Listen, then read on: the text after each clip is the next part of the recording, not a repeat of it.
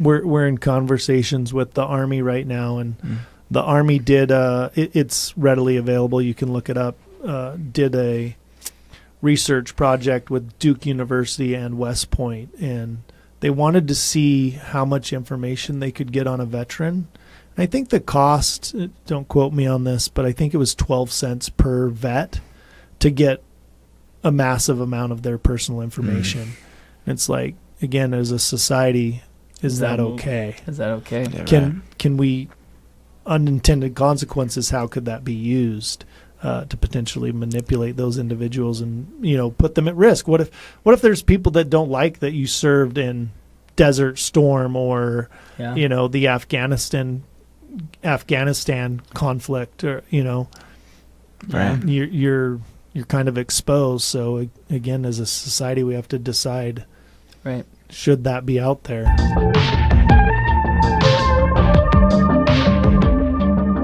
So we'll try to keep good posture. It's very important. The whole time. I usually I'm gonna have scoliosis because I'm. Oh, dude. Yeah. I was walking into the hotel the other day, and I was looking to the side at my like profile, and I was like, dude, I'm getting that thing. Do you know what it's from? What? It's from our phones. Oh my god. You'll see it in kids too already, because they're always looking down at their screen. Yeah. It makes your neck right there. I was like, suck. I gotta. Oh my Get gosh, back. man! Get back. Kids. We were just talking, Angie and I, before, like, because I'm hopping on a plane right after this. Angie and I were talking about, you know, screen time, with our kids, you know, and I had like a system in place for like all my kids, and you know, it was pretty good, right? And it was a little bit of a hack, but it was pretty cool. They would ask for things, and I was like, if you've done your first things, I'm like, okay, then I'll enable some time. But the thing is like Angie, like when we're like closing like big deals, she'd be like call me, like just calling, like, dude, I can't talk right now. And they would be like, Declan needs screen time for like, and then like I'll get all these angry texts, Dad, just Dad, and I'm like, dude, what is it? And I'm like, Angie, can you do this? So Angie and I literally were just going over, okay, here's the system, and then your security camera alerts are going off at the same time, and you're like, dude, postpone these, turn this off. Well, it's like, I will get the Dad, so I have a daughter that's autistic, and if you know anything about autism, like, they're very focused on one thing, and she will not quit. And so she'll have something that she wants to talk to you about. She will literally call you 5 times in a row, and you're like, hey, I'm in a meeting, and she's like, no, answer right now, keep calling, and then the texts just go too, and you're like, I love you so much, and I'll send her the love, the heart thing, and she's like, well, what does that mean? Does that mean that I can have this? And it's like, I'm at work. I know you're at work, but please respond right now. And it's like, oh, Heavenly Father, put this child in my life so that I could learn patience. This is for me. This is not for her. Yeah. So let me just step back. Stay calm. Yeah. Oh my gosh, dude. So I cannot. Yeah, screen time. Oh my gosh. Anyway, so I was training Angie on that today, and that's, you know, hey everybody, this is a Paramify podcast. Yeah, man. Dude, how do we say your last name, Tommy? Garden Hoe and Shower. Hoschouer. Tommy Hoschouer, because I was going to botch it. And I was about to say it. This is how we roll here. We're just like, Tommy. I just know him. I'm like, oh, yeah, we're with Tommy. So I met Tommy. On a plane. We were going to what, RSA? RSA last year, yeah. That's right. And I'm chatty. Yeah. A lot of people don't know this, but I'm actually an extrovert. I feel like people always say that. Like, I'm actually an introvert. And like, oh, like, I didn't know that. Everybody always says that. It feels like it's in vogue to say I'm an introvert. Wow. My typical style on a plane is like, this is Tommy time, where my alerts don't come through. Put on the Bose headphones and watch some sort of uplifting show and zone out. Because it seems like every time you try and work on a plane, it's like the Wi-Fi doesn't work, like getting 100%. connected. Yeah. I've tried it for years and I've just given up. So it's like, hey, this is going to be my Tommy time. I'm just going to break away. But you were sitting over there, and the gal that was sitting next to us was really interesting too. And yeah, I think you were like behind me and to the right. Weren't you in the window seat and I was in the aisle? But you were. Yeah, I don't know. There was a shift. There was a shift, and someone's like, all right, I do not want to be beyond. And he's like, let's just shift. So somebody shifted. He traded. He's like, hey, do you want to be here? Because you guys, like, we were talking like this. That's right. Time. Yeah. Like, seize the opportunity. And I was like, all right, this is going to be a good flight. Tommy time. I will allow you to interrupt Tommy time. Yeah. But man, what you were talking about, like, I mean, Tommy is like super interesting to talk to. So you're doing amazing things. And so we're going to talk about really important things today. But I don't know, let's talk about screen time. Like, because that's actually really important for me right now. Yeah. Because I'm getting angry texts from my kids, Dad, like, and so I'm training my wife on how to manage, the system. Yeah. It's between like Xbox and Switch and PlayStation and all like, the things. and then just pure internet, right? Like, sucks. But like, yeah, it's a big problem. Like, so we're talking about Hunchback, but like our kids and screen time, man, dang, right? Screen time is huge. So I'm actually part of an organization. It's suicide prevention called You Got This. Right. And what Nate Randall, Gab CEO, is he's great. Also put something out the other day. And there's a direct correlation between suicide with our young kids and screen time. So I would have to look it up, but I believe I was looking at one of his LinkedIn posts, and he goes, 72% of 12-year-olds have a phone, have a device. 72% of 12-year-olds think about committing suicide.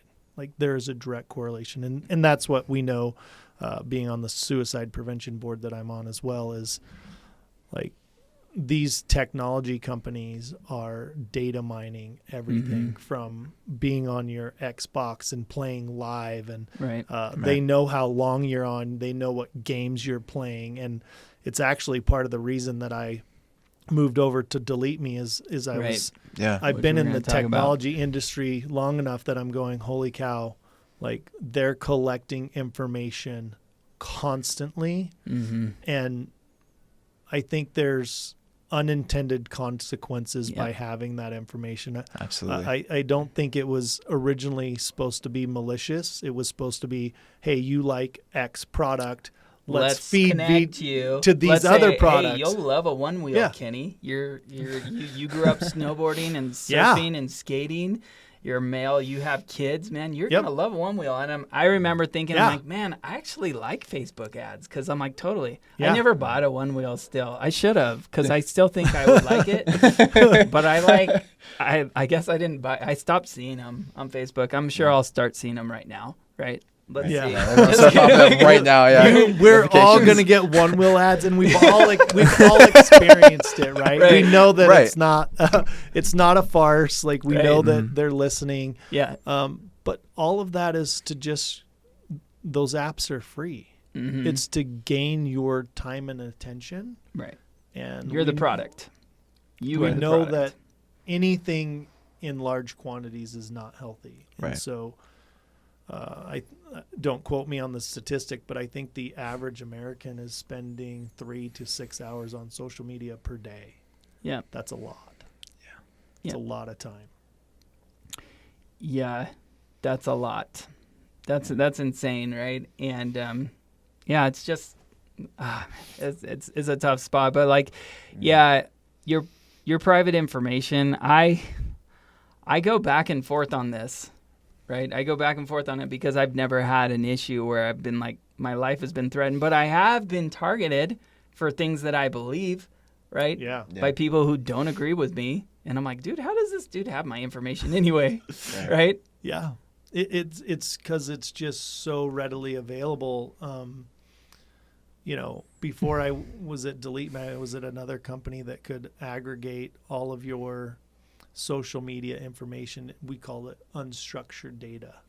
So social media, news outlets, anything that you're connected to, and anything from the first tweet back when it was Twitter to the last tweet, now we're X, right? But to have organizations have access to all of that information, it didn't seem right to me. And again, I think it wasn't intended to be malicious, but we're seeing this in higher education. As we were chatting outside, I'm working with a lot of universities, and everything that these students, professors, and universities are putting out there based on the political unrest that we're seeing overseas, somebody's going and collecting all that, and they put it on a website called Canary Mission. And to see that some organization is literally tracking every publication that you make, that's a little bit unsettling to me. It's right. Like, absolutely. Yeah. Cow. You have a list of really good-looking people, right? That they've got their whole life ahead of them, and then professors that just happen to have, a super extreme view, one way or the other. Yeah. And so, guess what? We're gonna offend somebody. Because we take a stance. We're all humans, right? We're gonna offend. And honestly, when you declare something, when you're creating a business, you're declaring, hey, things need to change, and so you're absolutely offending somebody. Otherwise, you're not really making money, right? If you don't offend somebody, right? So it's like, we have our beliefs and our stance, and we're trying to find our people, right? And so it's crazy, and kids. We have crazy ideas. I have crazy ideas now, probably. No one wants to go into my brain, right? And I try to guard it, right? Because I'm like, how I feel about never mind. Yeah. But kids, they can be influenced by a professor that has a crazy idea, and then they're like, yeah, you know what? Yeah. And then it's like this cathartic response, and then they go and say stuff, and they're like, yeah, I'm all, and they have their crazy years. But that's the way that I look at it. Is like, at one time I was a college student, and I was an unconventional college student. So I went to university later in life. I was only the second person in my family to graduate college, and I go, I said and did some pretty stupid stuff that I probably wouldn't want the whole country being able to track. Yeah, a couple hours ago, right? We're all learning, right? Yeah. And so, the availability of all of that information just, is a question mark for me. Is that the way it should be? Right. It gets really crazy. So what I'm really excited about with what DeleteMe is doing, it's just a really important work. You have federal judges, right? Judges that make a judgment, and then they're fearing for their life. If I judge one way or another, here's all this information that people have on me. They know exactly where I live. Yep. A few months ago, right? There was an incident in Maryland. Yep. Maryland judge, and it was just a case based upon custody. And actually, that's where we see the most violence, is in custody in the juvenile courts. But as a society, we've got to look and go, hey, what happens if the judicial branch, the justice system goes, and it can be influenced by special interest or, voices, minority voices, majority voices. You know what I mean? The rule of law somehow goes out the window because these judges are being threatened and harassed. And I have a close friend that's a judge in the county that I live in, and I remember when I was looking at going to this job, I asked him, hey, what do you think of this product? What do you think of this? And I remember to this day, his reply was, I don't worry about myself. I can manage myself. I kind of signed up for this. I knew some of the risks going along. My fear is my family. Yeah. Right. I don't want someone showing up at my house or at my kids' schools. They didn't sign up for this. Right. And so that's where I go, okay, look, this personal information, is it right that it's out there, or should we be doing something to redact that? And this is something that society is going to have to agree upon, is in the public sector, in our judicial branch, in our executive branch, in our legislative branch. Yeah. Is it going to be acceptable to have channels of communication that are private channels? Can I text you at 11 o'clock at night and tell you I know you where you live?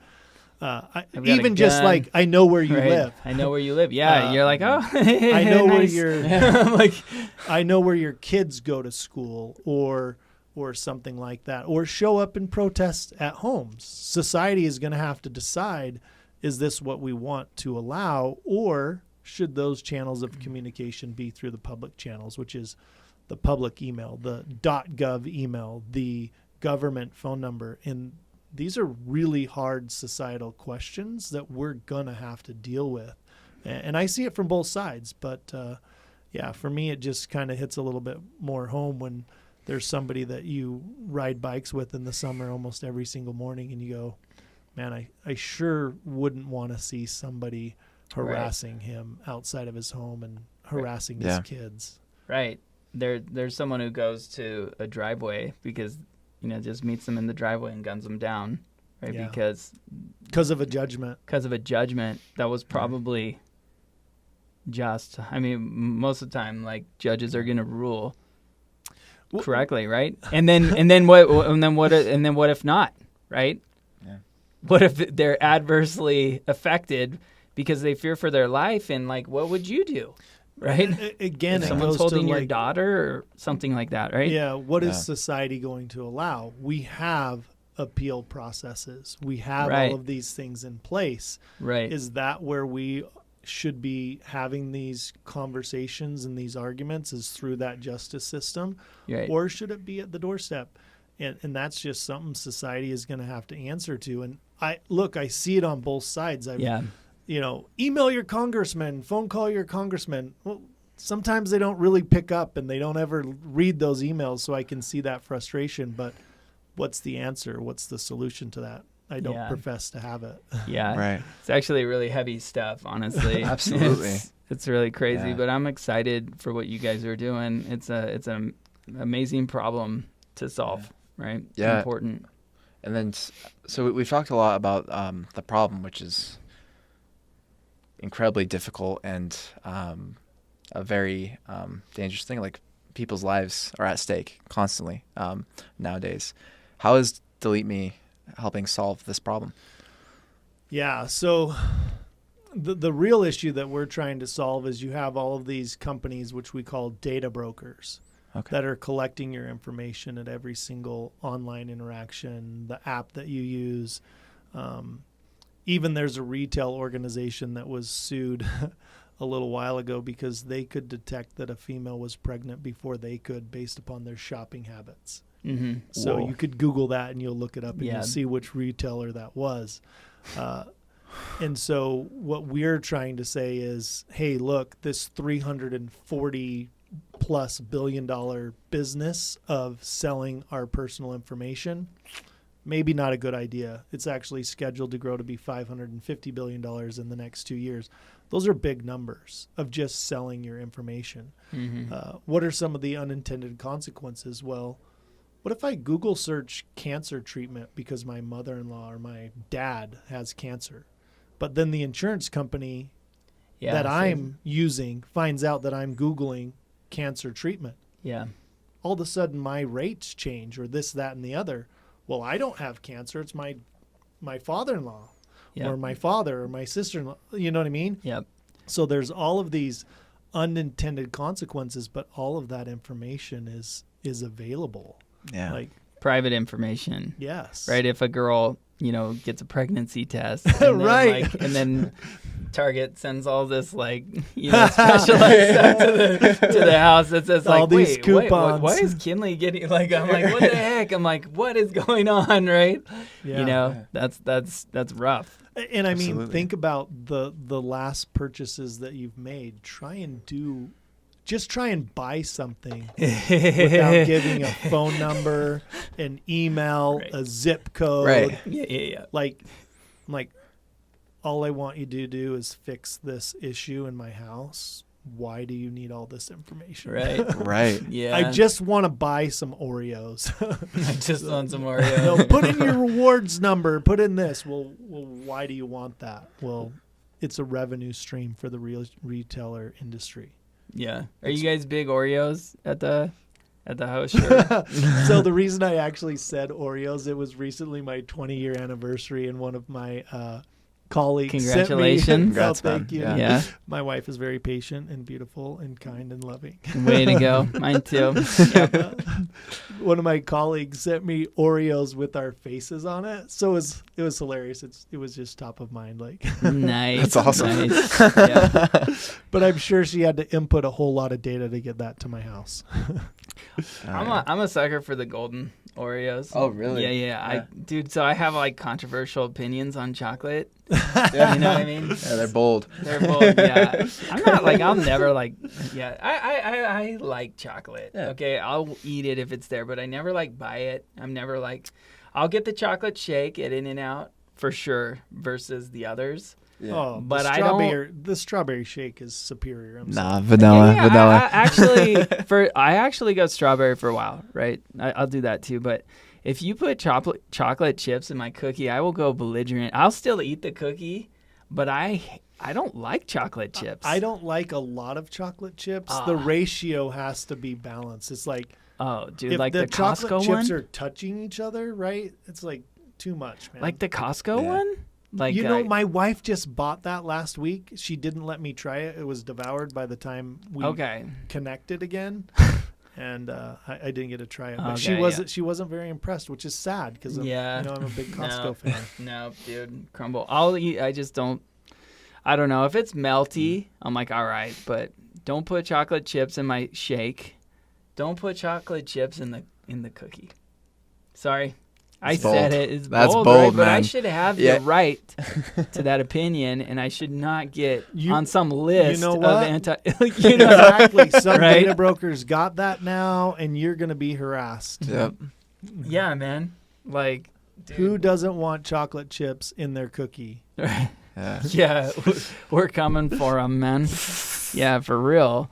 Now, privacy, like, for me, yeah, privacy was not really a big deal until, you see these things. People just don't know. People don't realize we've never had, a Holocaust here in America, right? Versus why did GDPR come out? Well, because there's some things that happened, right? Because of your religion, because of your race, because of your orientation, whatever it is. Political views, all that stuff. right? Right. There was actual like genocide and extermination, not just, and people see why, like, hey, I need to protect this stuff. It's a little bit more close to the surface. Not that long ago. I mean, some people's grandpas still, were part of that awful, the Holocaust, right? And so for us, it's how do we educate Americans in particular on this, right? What is the manner that we're going to do it? You don't want to be like, listen, guys, we shouldn't be doing this. You don't want to be like that. How do you make it so it's consumable? Yeah, the challenging part is people don't understand when I give up my email, when I give up my cell phone number to the rewards program, what's on the back end of it. So we work with, I'm over the public sector for DeleteMe, so it's executive, judicial branch, all of these organizations. And, when we sell an enterprise account and we're bringing in a large group of people, they'll often be like, oh, I don't do social media. It's like, okay, that's fantastic. Great. But you have a phone and you search things on the internet. That's where the data brokers live. And they're like, oh, I had no clue. I didn't know what the accept, reject cookies that now is mandated to pop up on your website. I didn't fully understand what that means. I mean, I came from the data collection world of surveys. And, one of our big things was, hey, we don't anonymize and aggregate and sell your data. Well, shortly thereafter, what did we do? We anonymized, aggregated, and sold your data. So it's like, hey, even the survey that I fill out for the company that I love and I'm trying to give them feedback, the survey company is anonymizing, aggregating, analyzing, and selling the data. So it's like it's everywhere. And so educating organizations and individuals that, like, look, this is a $340 billion business. Those are big numbers. Right. And it's everywhere. Mm-hmm. And so is that what we're going to allow in a society? Right. And a lot of people just don't even know that it's happening. They just don't know. Right. Yep. So you have challenges like with marketing and getting that message out, right? Because people don't want food until they're hungry, right? Yeah. They know they're hungry, right? And so, we just don't know. We're ignorant. And it's the same thing for a lot of, we face the same thing. Right? Yeah. We're trying to explain, why do you need us? What was Google's, and I think it still is their value or mission is do no evil, right? Not anymore, I don't think. But there's all of these they moved unintended consequences on the back end of having all of this information. And again, I don't think it started out malicious, but it's like, holy cow, yeah, maybe an organization shouldn't know what every single person is searching. I remember I was trying to figure out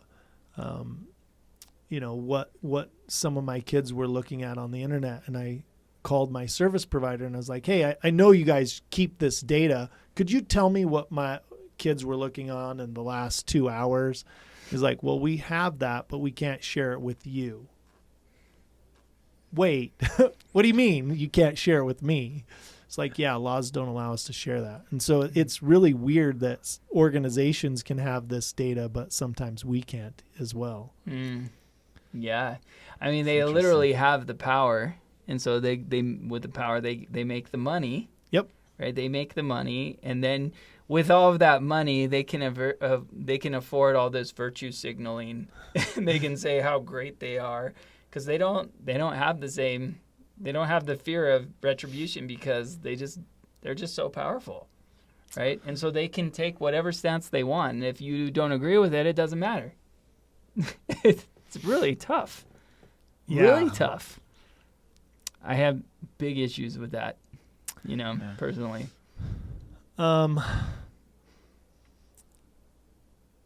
I have issues with, I don't know who has this information and who they're selling it to. Right. That's my issue, is we don't even know where it's going.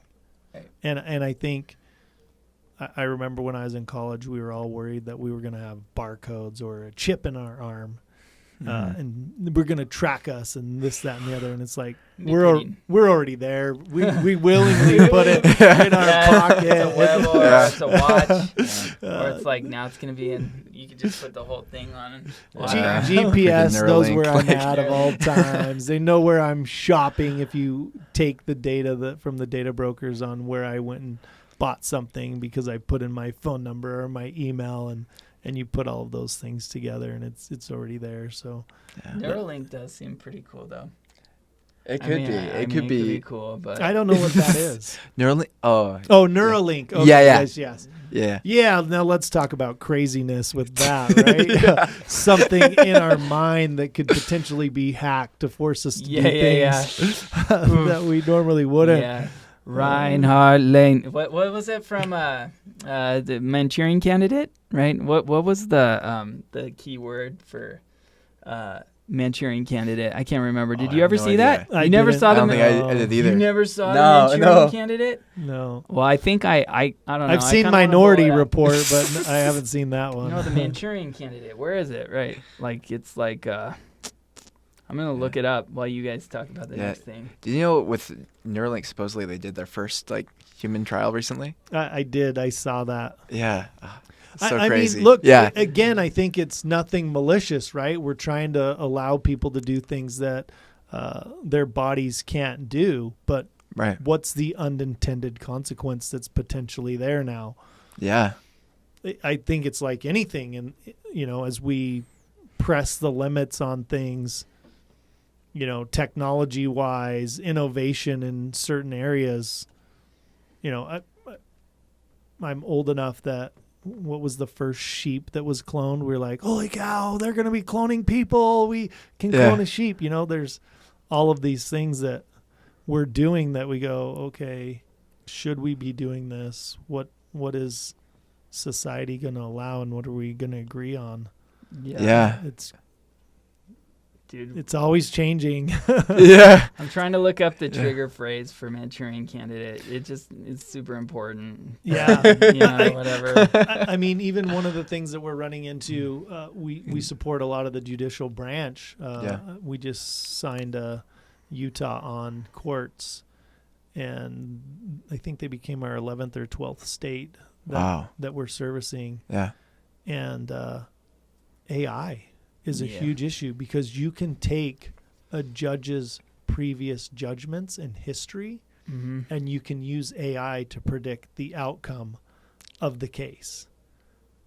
Probably not a good idea. Now, they've always say, hey, let's go judge shopping and get the right one.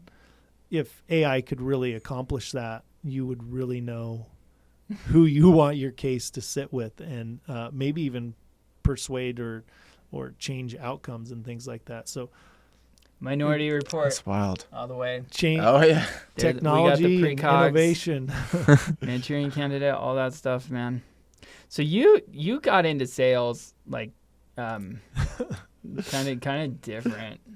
Your path was different. Yes. My path was different too, but your path. Non-traditional is the way that I put it. Yeah. I was a part owner of a Gandolfo's, which is a Utah fan favorite. The Bronx barbecue was my go-to. How do you make that? It's roast beef, barbecue sauce, onion, and then you would butter, cheddar cheese, and butter, and then you would warm up the meat and cheese in the. Unfortunately, it was the microwave, but it was still good. But you put it in the parchment paper, right? And then you just let it. And then you put it on the cold bun, and it was good cold stuff. lettuce. Oh man, so good. Yeah, I spent many a days in the University Center Street basement. I think it also had the first elevator in Utah County in there as well, and it was pretty creepy little elevator. Yeah, it's pretty sketch for sure. Yeah, but it was all good. But spent some time down there, and it was fun at the time. It was the fastest growing restaurant in Utah, and learned a lot. Very grateful for the opportunity that was afforded to me. So, what was your favorite sandwich there? Do you remember? Urban Cowboy by far. Oh, okay. Yes. Yeah, I see some head nodding. Good. I think I'm gonna go find. Is there? Is there a Gandolfo's like close here? So Tad Tidwell, who was one of the original managers, he still owns his, and his are in Pleasant Grove and AF, and those ones are still running. Okay, man. I'm gonna have to go. Yeah. I've never been. I'm going to PG today. On the way, I'm gonna go straight from here. I'm gonna ditch the sales call. I'm gonna go there you go. Get a Gandolfo's before I go. The Urban Cowboy, it's got to be at least like 3,500 calories. Yes, it's nice. Chicken, turkey, yes, cream cheese of all things, and I believe it's pepper jack cheese and barbecue sauce. So like, not the healthiest ingredients, but it tastes good going down. Oh man, I'm going for it, dude. I don't care. So yeah, that's awesome. I did that for a bit, and then I married into a family that's very pro Costco. So my father-in-law was best friends with Jim Sinegal, the founder. Oh wow. Of Costco, and nice. Had he had $3,500 back in the day, I probably would have never married my wife, because he would have invested in Costco, and they would have been multi-millionaires. Yeah, they would have been fine. But Jim was always really good to their family, and so a lot of the family members worked there. So when I married my wife, it was like, hey, this is the family tradition. You go work at Costco. And so it's like, whoa, let's do it. And you do that with Costco? I mean, Costco's pretty great. Like, I mean, they did mess up on the cookie. But, other than that, they did mess up on the cookie, but they had the hot dog. Oh, they also terminated the freaking the ice cream. Do you remember Dude, that? the dipped ice creams were so good, but chocolate, and I it was liked it. too labor intensive. Was it? Yeah. Just too bad much for the labor. bottom line? You know, so the reason that I went to Costco is back in the day, again, I'm going to date myself. I think the starting wage was $10 an hour plus benefits and stuff, which was really good for somebody that was going to college or right out of college. You know, it wasn't a bad wage. And Right. the benefits, I think I remember looking at my W-2 and the benefits were valued more than what I actually made salary-wise for the year. And so being a newly married person with a kid on the way, it was like, yeah, okay, I'll follow the family tradition. So I did my stint there, and I'm an avid cyclist, and one of my buddies was at a tech company, you know, one of the top tech companies out here, Qualtrics, and he's like, hey, you're one of the most competitive people I know. I might get a little competitive on the bike, and you know, it makes it more fun, right? Yeah. And he's like, you should come work for me. He was the supervisor for the public sector team, and he's like, I think you do well. We're a startup within a startup, so Qualtrics is kind of getting off the ground, and then we've started this public sector thing. And I was like, dude, I've never sold technology. I like government, but I don't know it. This is a great idea. Let's do it. Let's go. Yeah. Nice. And it was fun. I mean, the education that I got there was amazing. Like, Ryan Smith is a genius. I mean, you see everything he kind of touches in the state of Utah kind of turns to gold. And I've worked for a handful of other technology companies, and in the sales process, the sales methodology, and the training, it's been a major accelerant to my career. So super grateful for that opportunity. And my buddy that dragged me over there when I had no idea. I remember going through training. I was like, this is worse than college finals. Like, this is so much to ingest. Yeah. This is so bad, but you got through it, and you failed fast is what we would say. And you learn. So that's cool. It's good times. And then you went to Sprinklr, and then yeah. So couple little jumps in between there, but yeah, I was offered a job at Sprinklr to be the VP of their public sector team, and you know, kind of stand it up from ground up, and that's literally what we did at Qualtrics too. And so just took all the great things I learned there and implement them over at Sprinklr, and we had a good run. Yeah, you know. And then you went to public sector where you are now. So what are like the biggest challenges of getting into public sector? Right? Like, you know, that's a really good question. There's a lot of them, right? Some of them though. Some of the ones that give you heartache. Right? The biggest issue is procurement, and then also like why we're in conversations with you is the security side of things, which is vitally necessary, but yeah, being able to do business in the public sector and make it so that organizations can actually buy you is really challenging until you have those reseller contracts and things like that in place. It's tough. You know, right. It's a competitive space, and no one wants to go to an RFP, and I sure the heck don't want to respond to an RFP. And so if you don't have those vehicles to procure, it makes things challenging. But yeah, also the security side for sure, right. Especially as you look to scale and you do bigger things. You know, right. It's not just, hey, we're going to cover a couple hundred judges in a state. It's like we want to cover every single government employee in a state, or in the federal space, we want to cover every single Army veteran or everyone that's ever served in the Army. Yeah. So integrity controls become really important to make sure that, you know, you've done this completely. You've gotten this job completely done, and you're certifying, yes, this is done. Yep. Makes a lot of sense. I mean, we're in conversations with the Army right now, and the Army did it's readily available. You can look it up. Did a research project with Duke University and West Point, and they wanted to see how much information they could get on a veteran. I think the cost, don't quote me on this, but I think it was 12 cents per vet to get a massive amount of their personal information.